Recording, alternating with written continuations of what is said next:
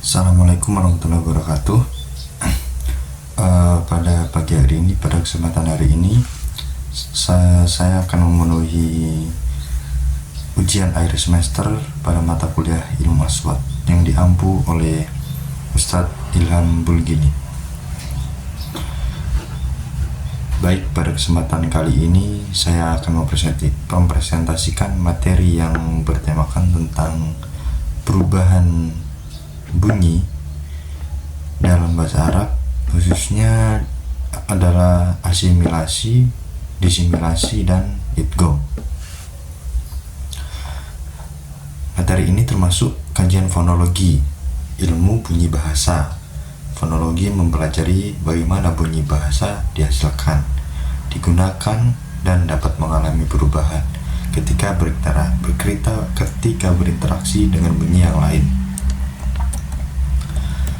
Sebelum membahas lebih jauh, kita perlu memahami dalam setiap bahasa terdapat kecenderungan untuk membuat pengucapan menjadi lebih mudah dan lebih efisien.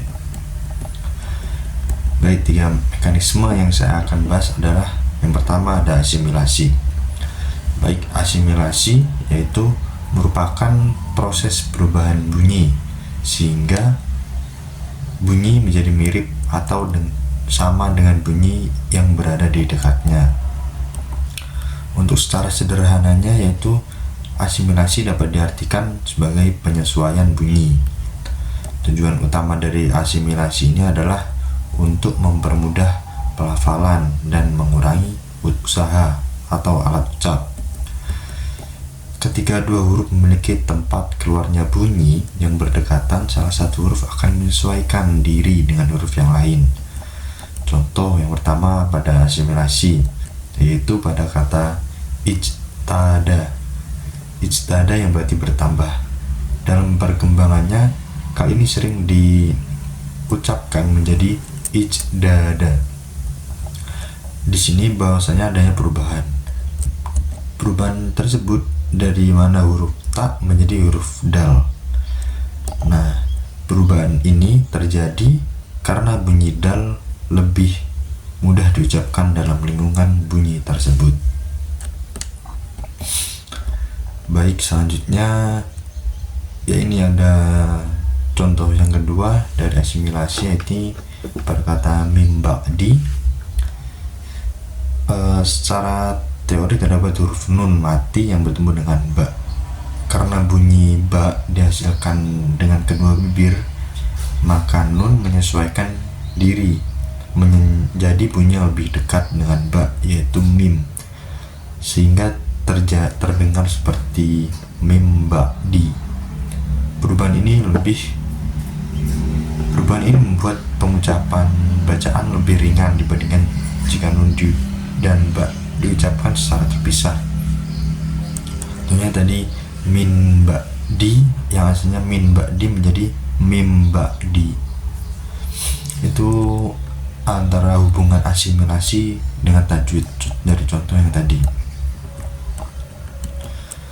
Terus ketika bertanya-tanya tentang mengapa asimilasi terjadi, asimilasi terjadi karena alat ucap manusia yang berusaha menghemat atau susah dalam mengucapkan gerakan.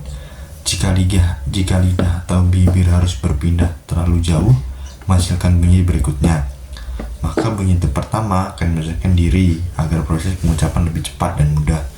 Oleh karena itu, asimilasi dianggap sebagai bentuk efisiensi dalam berbahasa. Baik, untuk yang kedua yaitu disimilasi. Disimilasi ini adalah jika asimilasi membuat bunyi menjadi mirip. Yang tadi asimilasi ini membuat bunyi menjadi mirip, maka disimilasi ini adalah membuat bunyi menjadi berbeda. Disimilasi adalah perubahan bunyi yang bertujuan mengurangi kemiripan antara dua bunyi yang terlalu mirip. Tujuan dari disimilasi ini adalah agar pendengar lebih mudah membedakan bunyi tersebut. Contoh dalam disimilasi dalam bahasa Arab ini pada kata takossosu. yang dimana takososo ini di huruf short terdapat tasdid, kemudian berubah menjadi takoso. Yang pertama jadi takososo menjadi takoso. Takoso, pengulangan bunyi yang dianggap berat dan terlalu mirip dikurangi sehingga pengucapannya menjadi lebih ringan.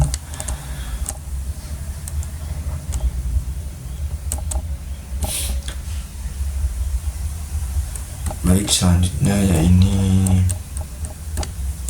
fungsi dari disimilasi. Ya ini yang pertama ada memperjelas bunyi, mengurangi kemiripan yang berlebihan, membantu pendengar memahami kata dengan lebih baik, menghindari kebingungan dalam komunikasi. Baik, ya, untuk yang ketiga ini ada idgham. Idgham merupakan salah satu fenomena fonologis yang sangat terkenal dalam bahasa Arab dan ilmu tajwid. Secara bahasa, idgham yang berarti memasukkan. Sedangkan secara istilah, idgham adalah masuknya satu huruf ke huruf berikutnya, sehingga huruf kedua dibaca seperti satu huruf yang bertasdid. Misal konsep dasar yang terdapat dalam idgham, yaitu misalnya terdapat dua huruf yang berdekatan. Daripada mengucapkan kedua huruf secara pisah, huruf pertama didebur dimasukkan ke dalam huruf kedua. Akibatnya bunyi menjadi lebih ringan dan lebih cepat diucapkan. Contoh idgham ya ini yang pertama pada kata min robbihim.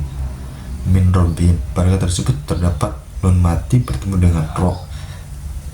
Ketika nun mati itu tidak lagi didengarkan secara jelas, nun ini melebur menjadi huruf ro, sehingga yang pertama kata min robbihim yaitu menjadi mir robbihim. Huruf ro terdengar seperti memiliki tasydid.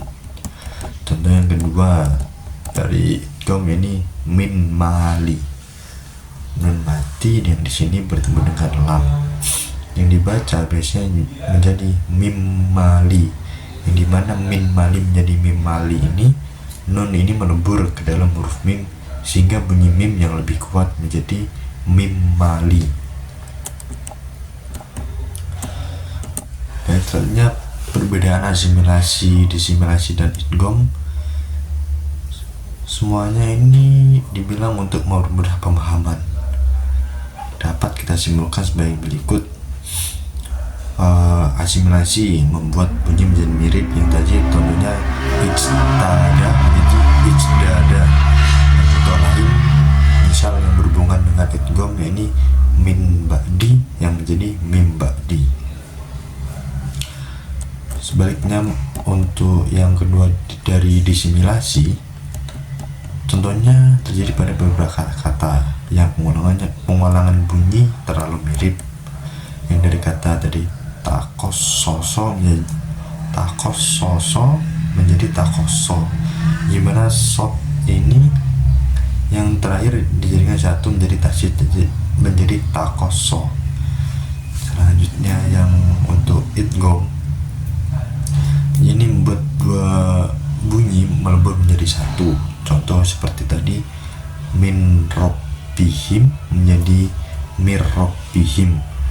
Contoh yang kedua tadi min mali menjadi mim mali.